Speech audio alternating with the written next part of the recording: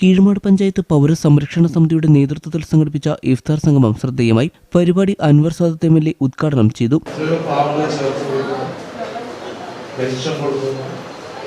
എനിക്ക് അതിനകത്ത് പങ്കാളിയാവാൻ സാധിച്ചു. വളരെയധികം സന്തോഷം.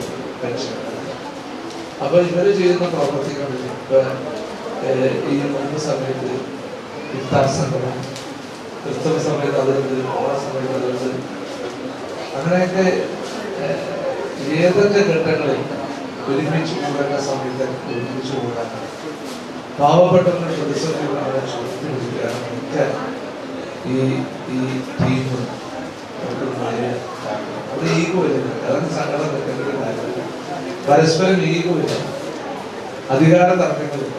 എല്ലാവരും ഒരുമിച്ച് സഹോദരന്മാരെ ഒരുമിച്ച് ജനനന്മക്ക് വേണ്ടി മാത്രമുള്ള ലക്ഷ്യമാണ്. എന്തായാലും നമുക്കറിയാം, ഇഫ്താർ സംഘടനകളെ വിളിച്ചു ഒരുമിച്ച് ചേരുമ്പോൾ ഒരു സൗഹൃദമാണ് ഇഫ്താർ സംഘടനകൾ നമ്മുടെ നാടിനെ ഒരുമിപ്പിക്കുന്നു, സാഹോദര്യങ്ങൾ കൂട്ടിയുറപ്പിക്കുന്നു. നമ്മുടെ വ്രതമെടുക്കുന്നതിനെ കുറിച്ച് പറഞ്ഞു മനസ്സിനെയും ശരീരത്തെയും ഒരുപോലെ ശുദ്ധീകരിക്കാൻ നമുക്ക് സാധിക്കും. വ്രതം എന്ന് പറയുമ്പോൾ പട്ടിണി കിടക്കൽ മാത്രമല്ല, അതിന് കുറെ സൂക്ഷ്മതകളുണ്ട്. അതേപോലെ സൂക്ഷിച്ചു ആ സൂക്ഷ്മതകൾ വരുമ്പോഴാണ് വ്രതത്തിന് അത് പൂർണ്ണതയും വിവിധ മതവിഭാഗങ്ങൾ തമ്മിൽ പരസ്പരം മനസ്സിലാക്കി ഒരുമയോടെയും സ്നേഹത്തോടെയും ഏകോദര സഹോദരങ്ങളെ പോലെ ഇവിടെ ജീവിക്കുന്നു എന്നതാണ് റിയൽ കേരള സ്റ്റോറി എന്ന് അൻവർ സാദത്ത് MLA അഭിപ്രായപ്പെട്ടു. ചാലക്കൽ ദാറുസലാം ഹൈസ്കൂൾ ഹാളിൽ നടന്ന ചടങ്ങിൽ പൗരസമിതി പ്രസിഡന്റ് അബൂബക്കർ ചന്ദാര അധ്യക്ഷത വഹിച്ചു.